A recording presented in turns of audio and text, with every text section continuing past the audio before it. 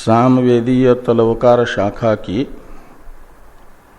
केनोपनिषद के पंचम मंत्र की चर्चा हम लोग कल कर रहे थे।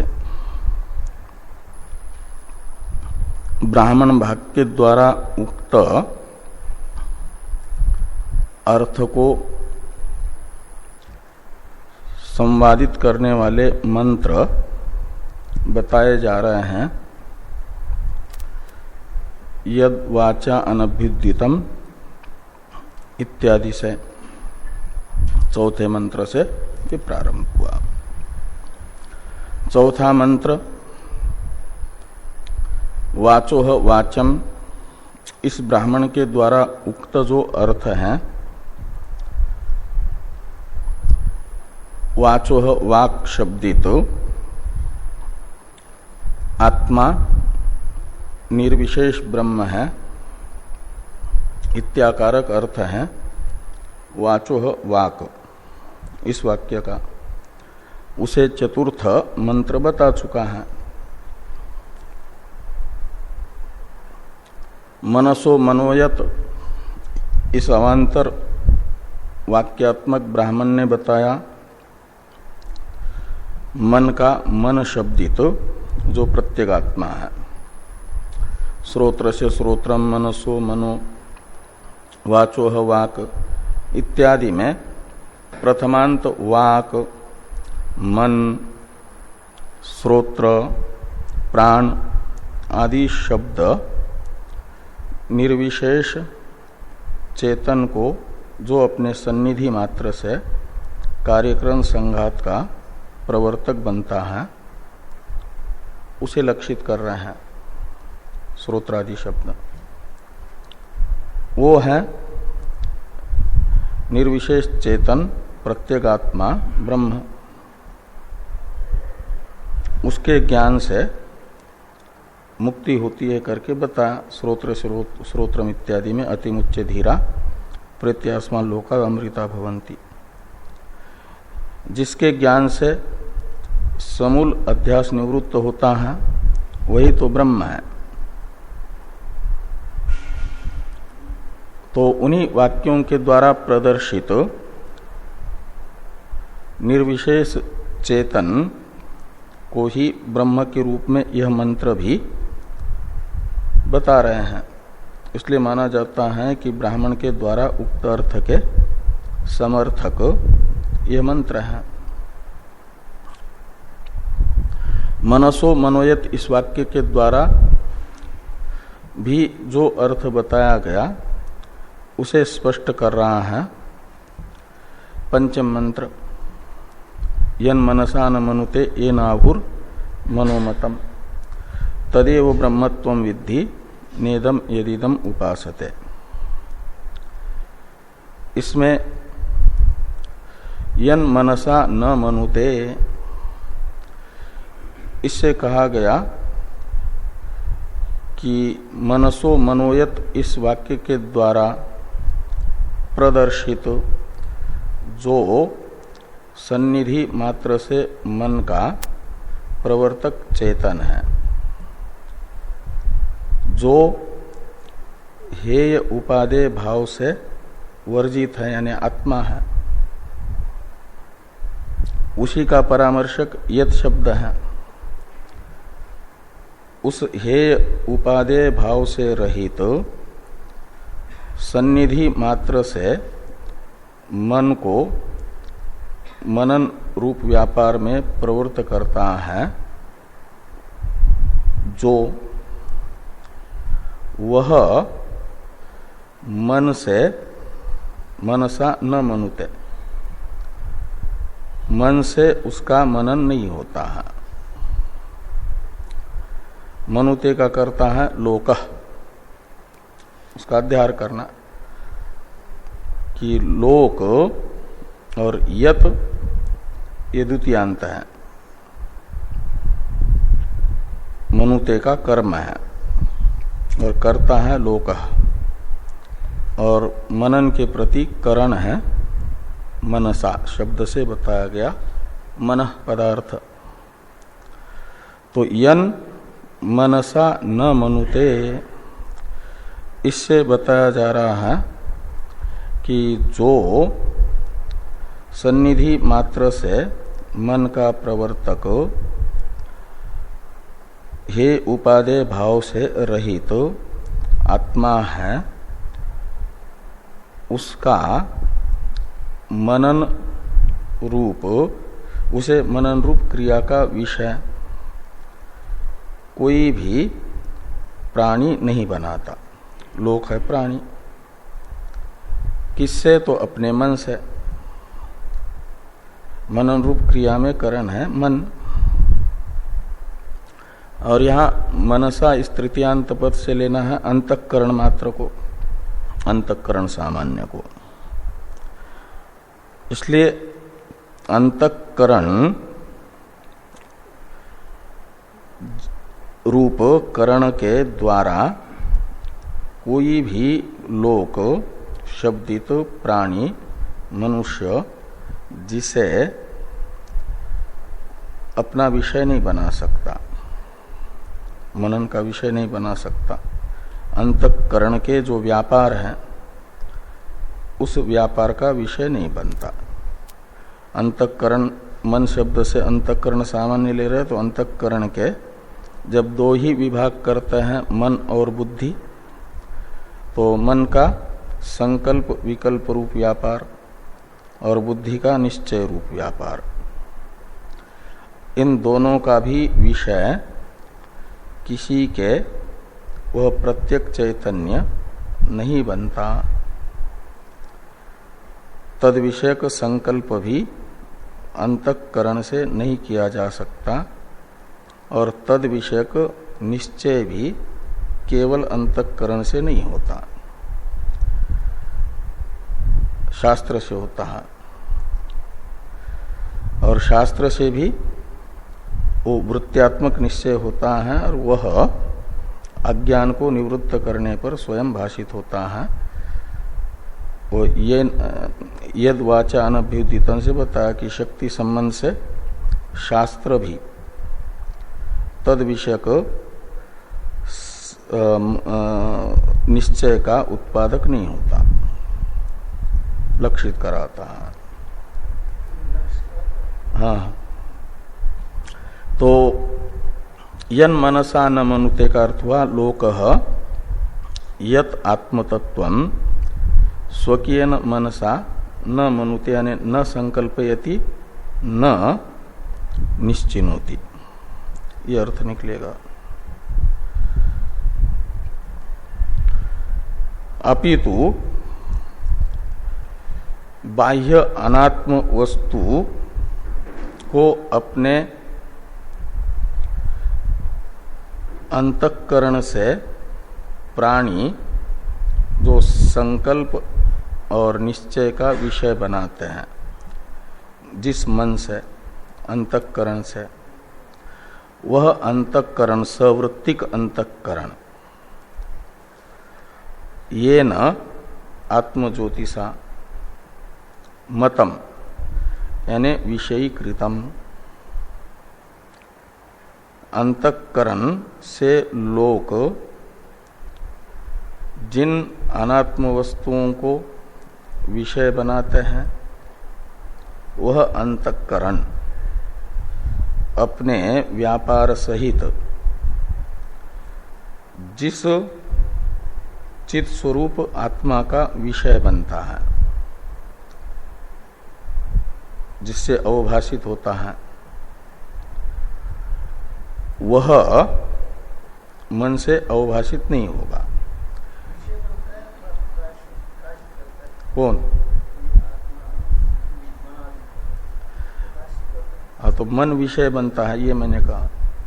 तो जो विषय बनेगा, मन विषय बनता है जिसका, मन उसको विषय नहीं करता, जो मन को अपना विषय बनाता है, यानी प्रकाशित करता है, अवभाषित करता है। तो मन अपना विषय बनाता है अनात्म पदार्थों को। तो अनात्म पदार्थ को विषय बनाने वाले मन को भी उसके वृत्ति के साथ जो विषय बनाता है, अवभाषित करता है, जिससे अवभाषित हो रहा है, प्रकाशित हो रहा है मन। तो प्रथमांत क्या नाम, द्वितीयांत यत शब्द और तृतीयांत येन शब्द से जिस चेतन स्वरूप आत्मवस्तु को लिया गया उसी को उत्तरार्ध में तत्शब्द से लेना है। तदेव यानी वही चैतन्य स्वरूप आत्मा ब्रह्म है। चैतन्य स्वरूप ही तुम हो और तुम ही ब्रह्म हो। तुम, ये ओकार बता रहा है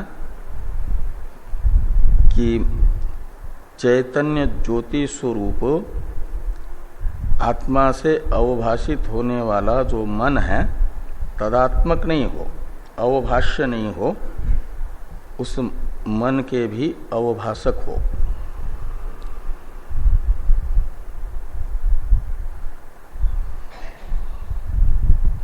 तो मन जिसका अवभाष्य है वो मैं हूं, ऐसा जानेंगे तो मन का अवभाषक मन से अलग होता है। तो मैं मन का अवभाषक हूं का अर्थ निकलेगा मन से अलग हूं, मन मैं नहीं हूं। वो मन का अवभाषक चेतन है। यही बात मनसो मनोयत इस ब्राह्मण वाक्य ने कही थी। अन्य देव तद विदितात अथो अविदितात अधि इस आगम वाक्य ने कही थी। उसी का समर्थन यह मंत्र कर रहा है।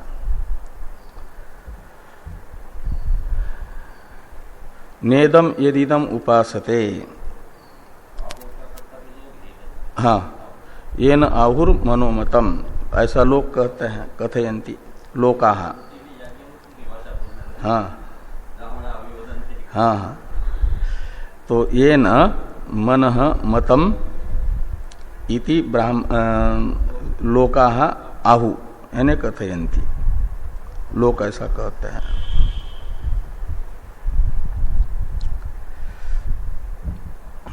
भाष्य को देखिए, यन मनसा न मनुते, इस वाक्यस्थ तृतीयांत मन पदार्थ को भाष्यकार भगवान पहले बता रहे हैं कि मन इति अंतःकरणम बुद्धि मनसो एकत्वेन गृह्यते। यन मनसा न मनुते, इस वाक्यस्थ मनसा इस तृतीयांत मन शब्द से अंतःकरण मात्र को लेना। हाँ, और जब अंतःकरण मन बुद्धि दो विभागों में विभक्त माना जाता है, तो उन दोनों को एक करके यहाँ पर मन शब्द से कहा जा रहा है। मन शब्द का अर्थ केवल संकल्प विकल्पात्मक अंतःकरण मात्र नहीं, बुद्धि रूप अंतःकरण भी। वो निश्चयात्मिका वृत्ति से विशिष्ट अंतःकरण को बुद्धि कहते हैं। संकल्प विकल्पात्मक वृत्ति से युक्त अंतःकरण मन कहलाता है। तो ये जो दो उभय प्रकारक अंतःकरण है, उस उभय प्रकारक अंतःकरण मात्र को बताने के लिए मन शब्द का प्रयोग है। नहीं तो मन कहने से संकल्प विकल्पात्मक वृत्ति से विशिष्ट अंतःकरण मात्र को लिया जाता है, लोक में प्रसिद्ध अर्थ वो है। लेकिन यहाँ पर निश्चयात्मक वृत्ति से विशिष्ट अंतःकरण को भी लिया जा रहा है। और बुद्धि मनसो एकत्वेन गृह्यते, यहाँ पर यद्यपि अंतःकरण के चार भाग माने जाते हैं, मन, बुद्धि, चित्त, अहंकार। तो यहाँ पर चित्त का मन में, अहंकार का बुद्धि में, अंतर्भाव करके बुद्धि मनसो ऐसा भाष्यकार भगवान लिखते हैं। बुद्धि कहते समय अहंकार भी उसमें समाविष्ट है और मन कहा तो उसमें चित्त भी समाविष्ट है, अंतर्भूत है। ये समझ करके बुद्धि मनसो एकत्वेन ऐसा लिखा है। ये टिप्पणीकार कहते हैं 1 नंबर टिप्पणी में, चित्त अहंकारो अंतर्भाव्य आह बुद्धि मनसो रीति। तो चित्त और अहंकार का क्रमतः मन तथा बुद्धि में अंतर्भाव करके भाष्यकार भगवान ने बुद्धि मनसो एकत्वेन मन इति अंतःकरणम गृह्यते ऐसा लिखा है। हाँ,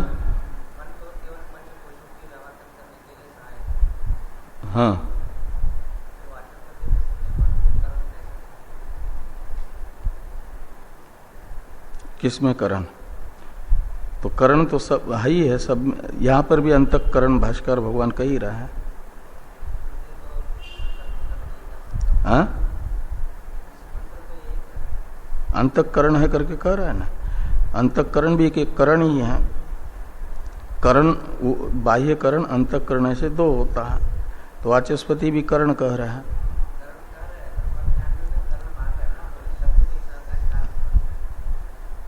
हाँ, तो यहां पर भी बता रहा है भाष्यकार भगवान, यहां पर भी ऐसे कह रहा है। वो ये कहते हैं जब शब्द से परोक्ष ही मानेंगे तो अंतःकरण वहां अपरोक्ष में हेतु है, ये कहते हैं। और शब्द उसका सहकारी है, शब्द से परोक्ष होता है। जिनके मत में शब्द का प्रमात्मक फल शब्द प्रमाण मात्र से परोक्ष ज्ञान ही होता है, परोक्ष प्रमा ही होती है, अपरोक्ष नहीं। वे मान रहे हैं, उसके कारण उसे प्रमा के प्रति करण मान रहे हैं, अपरोक्ष के प्रति आपके अंतःकरण को, ये कहते हैं।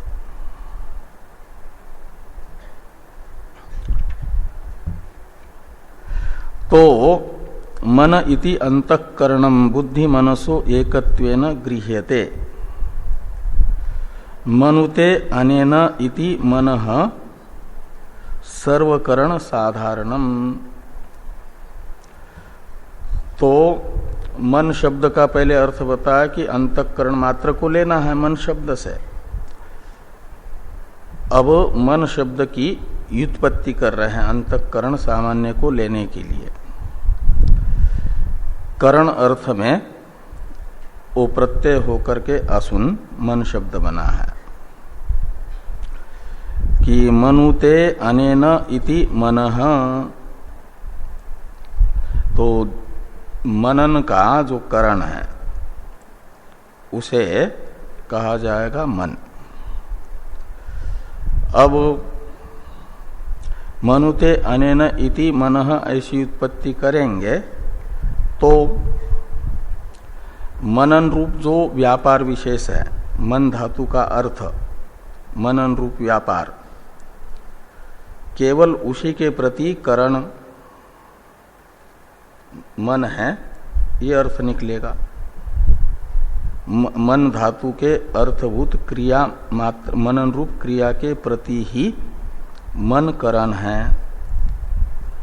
अन्य इंद्रियों का व्यापार रूप जो क्रियाएं हैं दर्शनादि रूप, रूप दर्शनाद्यात्मक, उनके प्रति मन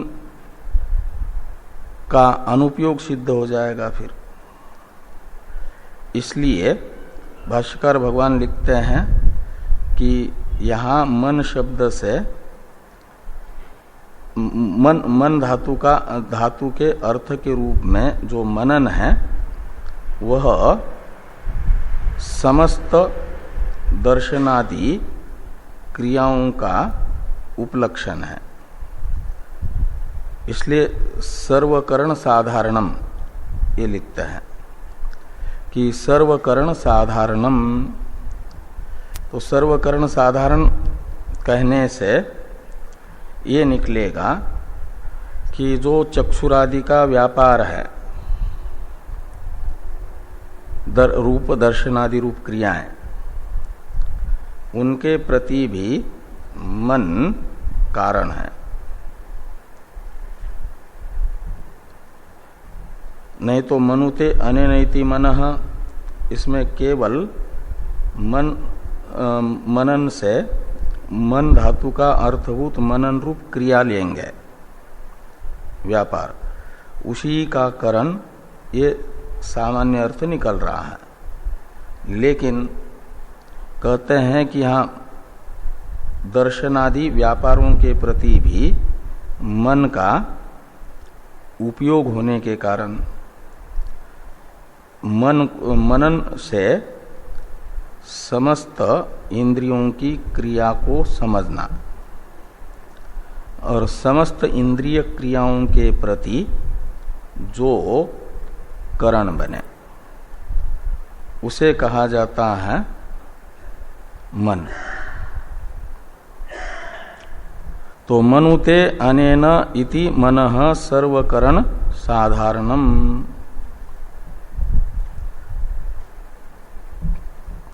तो सर्वकरण साधारणम,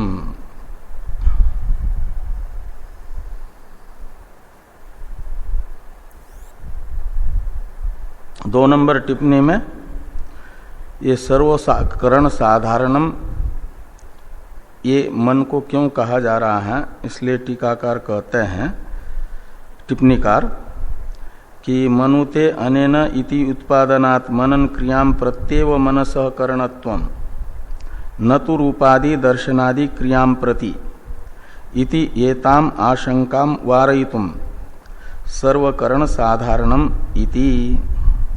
कहते हैं ये आशंका हो सकती है मनुते अनेनैति मनः ऐसी उत्पत्ति करने से मन शब्द का अर्थ केवल मनन क्रिया का जो करण है वह मन है, मन पदार्थ है, यह अर्थ निकल सकता है। तो रूपादि दर्शन के प्रति वह करण नहीं है, साधन नहीं है, इस प्रकार की आशंका हो सकती है।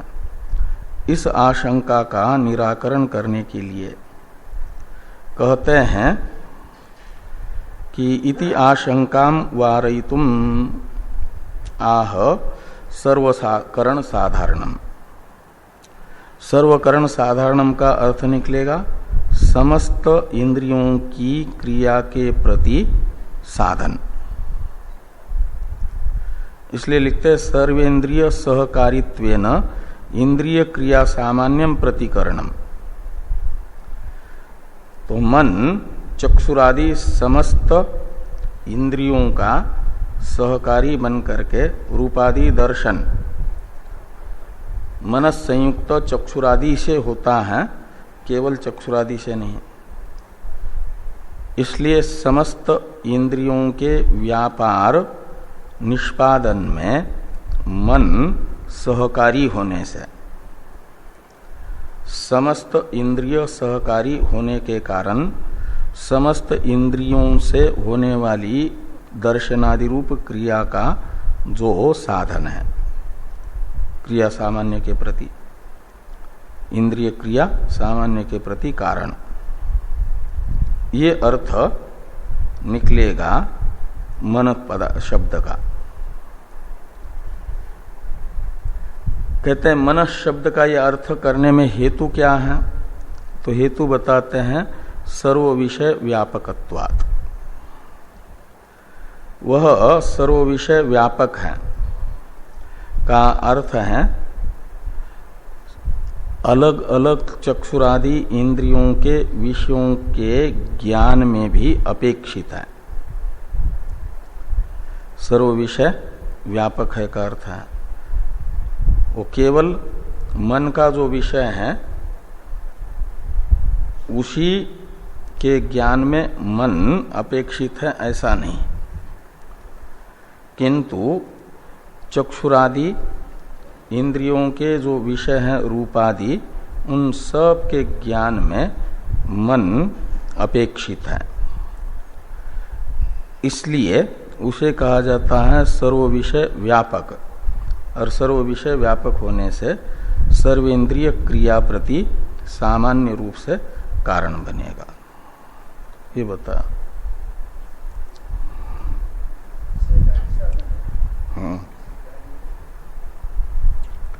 तो इस प्रकार मन का लक्षण हुआ कि जो चक्षुरादि समस्त इंद्रिय व्यापारों के प्रति साधारण कारण हो, सामान्य रूप से कारण बने, वह मन है ज्ञान मात्र के प्रति। इसलिए तर्क संग्रह में मन का लक्षण करते हुए क्या कहा है? मन का क्या लक्षण है? सर्वज्ञान साधारण कारणम मनः, समस्त ज्ञान में जो साधारण कारण है वो मन है, उपयोगी है।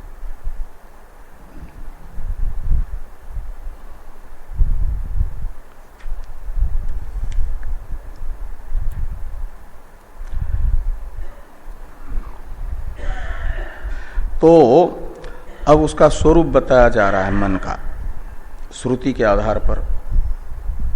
कामः संकल्पो विचिकित्सा श्रद्धा अश्रद्धा धृति अधृति ह्री धी भी इति एतत् सर्वं मन एव इति श्रुते, ये श्रुति है। तो इसमें बताया जा रहा है कि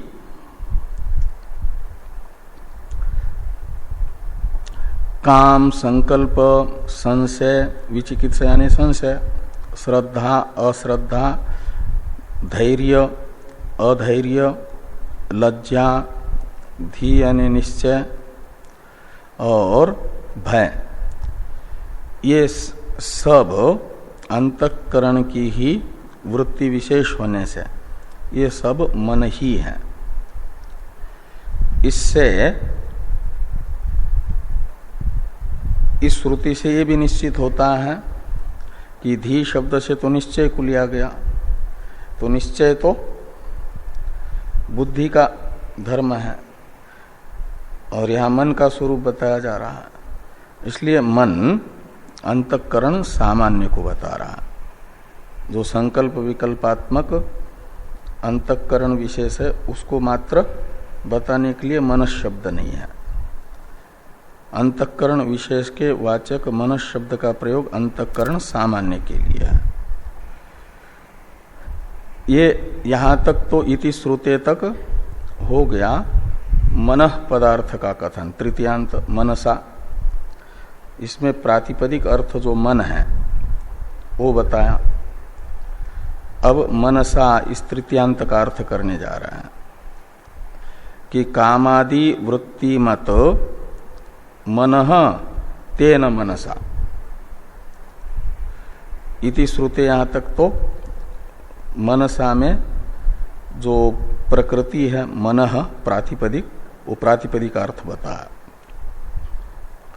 अब मनसा इस तृतीयांत का अर्थ कर रहा है कि तेन मनसा, ये कामादि वृत्ति वाला जो अंतःकरण मात्र है वो मन पदार्थ है, और तेन मनसा यानी अंतःकरणेन, अंतःकरण सामान्येन। अब यत शब्द जो है शुरू में मंत्र में, उसका अर्थ करते हैं चैतन्य ज्योतिर। यत ये शब्द प्रकृत चैतन्य ज्योति का परामर्शक है। मनसो मनोयत, इसमें प्रथमांत मन शब्द का जो अर्थ है, और अन्य देव तद विदितात अथवा अविदितात अधि से जिसे हे उपादेय से रहित बताया है वो है चैतन्य ज्योति आत्मा। उसी आत्म तत्व का परामर्शक है यत शब्द। इसलिए कहते यद चैतन्य ज्योतिर, वो कैसा है? तो मनसो अवभासकम, वो मन का भी अवभाषक है। वह न मनुते यानी न संकल्पयति नापि निश्चिनोति। 5 नंबर टिप्पणी में टिप्पणीकार कहते हैं कि लोकः इति शेषः, मनुते शब्द का अर्थ कर दिया संकल्पयति निश्चिनोति। तो कौन संकल्प नहीं करता, कौन निश्चय नहीं करता मन से? यत शब्द से ग्राह्य चैतन्य ज्योति का। तो कहते लोकः यानी प्राणी, कोई भी प्राणी जिस चैतन्य ज्योति स्वरूप आत्म तत्व का संकल्प इस अंतःकरण से नहीं कर सकता, निश्चय भी नहीं कर सकता, जिस चैतन्य ज्योति का, वह चैतन्य ज्योति ब्रह्म है। वो चैतन्य ज्योति आत्मा है। आत्मा को मन से विषय नहीं किया जाता। वो मन का जो अविषय है वह ब्रह्म है, यानी मैं ब्रह्म हूं, ऐसा जिज्ञासु समझेगा।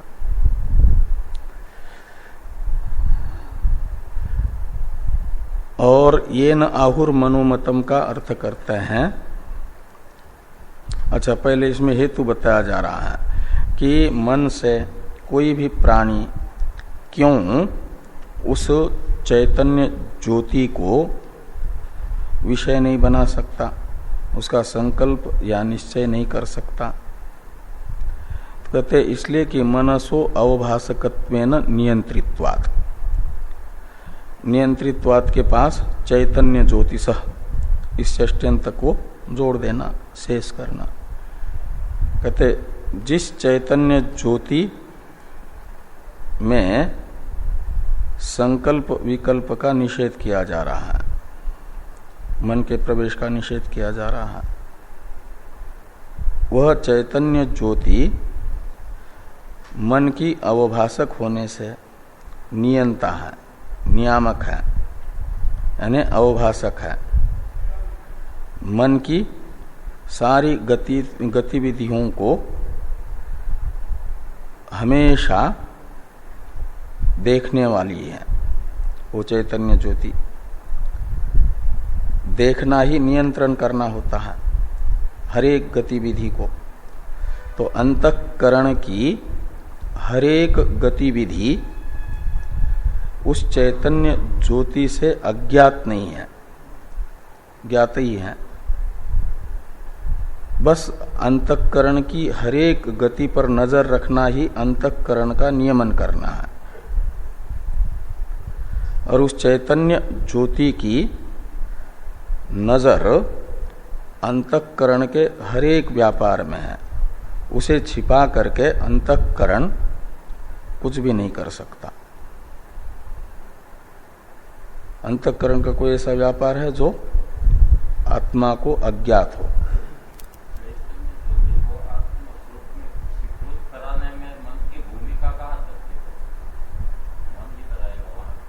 हाँ, मन नहीं, शास्त्र संस्कार से संस्कारित मन की एक वृत्ति बनती है, वह उस चैतन्य ज्योति को अनावृत करती है। तो चैतन्य ज्योति विषयक जो बुद्धि में आवरण है, चैतन्य तो अनावृत ही है। सूर्य कभी बादल से ढका नहीं है।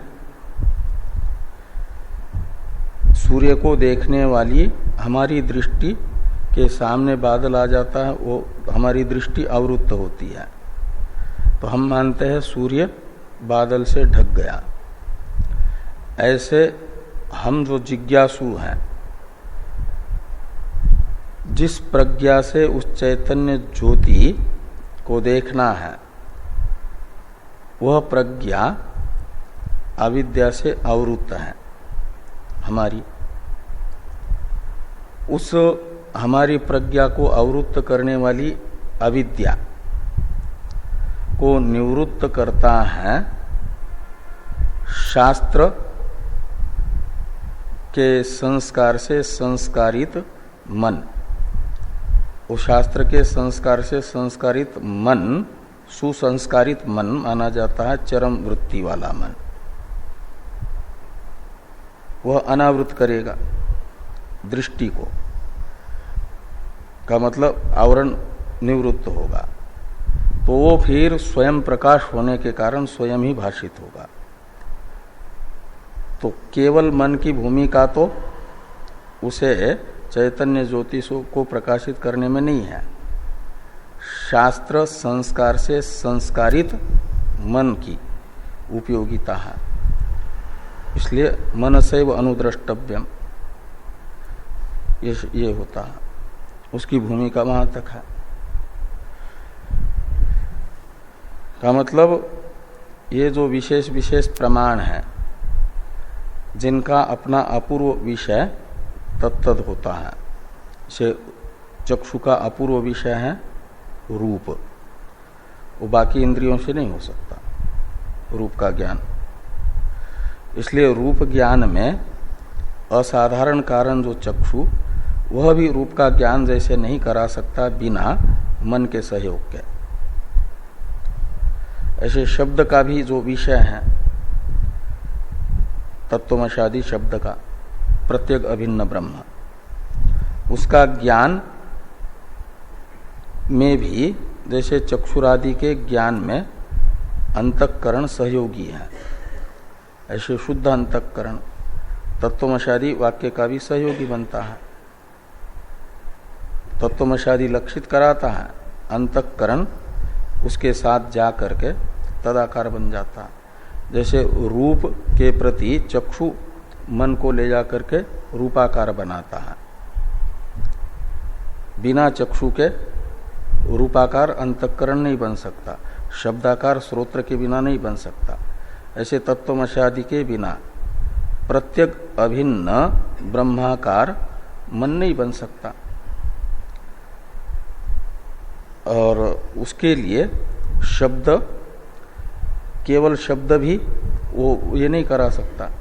तो जैसे रूपाकार बनने के लिए मन की जरूरत है, चक्षु को रूप का ज्ञान कराने में सहयोगी है मन, ऐसे वहां पर भी शब्द का सहयोगी बन जाता है, हर एक प्रमाण का बन जाता है। इसलिए वो ज्ञान मात्र के प्रति कारण माना जाता है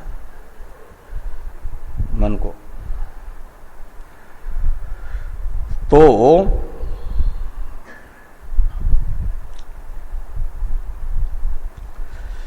मनसो अवभासकत्वेन नियंत्रित्वात्, ये जो चैतन्य ज्योति स्वरूप आत्मवस्तु है, चैतन्य ज्योति कहो या आत्मस्वरूप कहो एक ही बात है,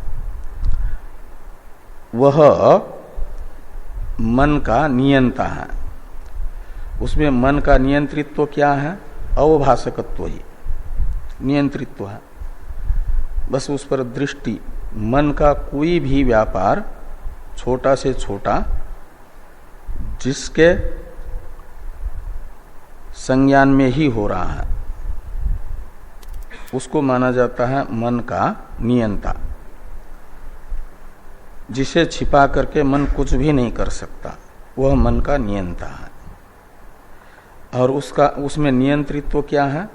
बस मन की हर एक गतिविधि को अपने स्वरूप से जानना, प्रकाशित करना, यही नियंत्रण करना है मन का। तो चैतन्य ज्योति स्वरूप आत्मवस्तु मन की अवभाषक होने से उसमें मन का अवभाषकत्व रूप नियंत्रित्व है, और नियंत्रित्व होने से मन से उस चैतन्य ज्योति का कोई भी संकल्प या निश्चय नहीं कर सकता, ये कह रहा है।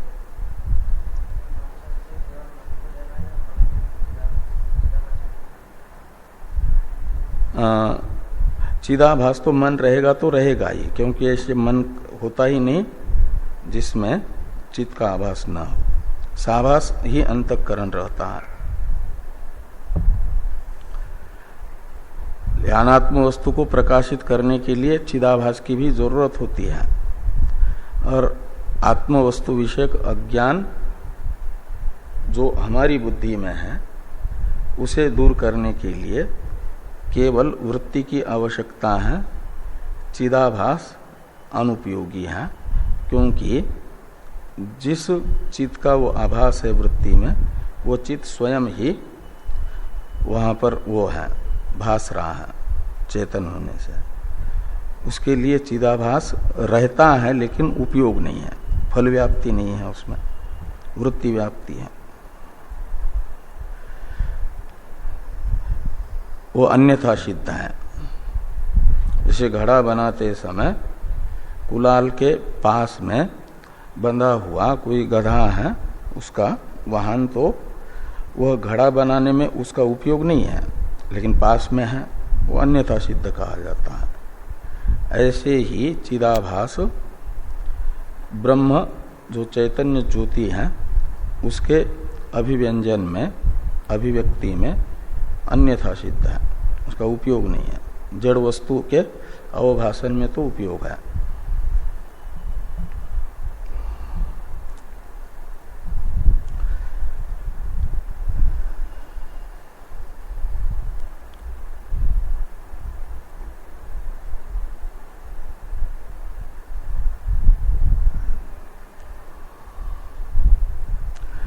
तो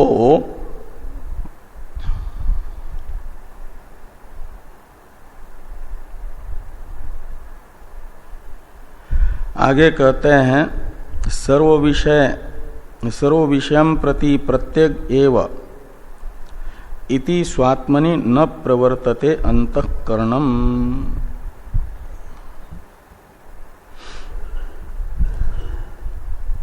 तो समस्त विषयों के प्रति प्रत्यक्ष ही है कौन? आपका ये चैतन्य ज्योति। प्रत्यक्ष है का अर्थ है अभ्यंतर है। तो मन के प्रति, मन से भी अभ्यंतर होने से कौन? वो चैतन्य ज्योति। तो स्वात्मनि यानी स्व शब्द से लेना मन को, और आत्मा शब्द से लेना उसका प्रत्यक्ष स्वरूप, वो कौन है? चैतन्य ज्योति। तो स्वात्मा शब्द से लिया गया चैतन्य ज्योति को। तो मन से भी प्रत्यक यानी अभ्यंतर वह चैतन्य ज्योति होने से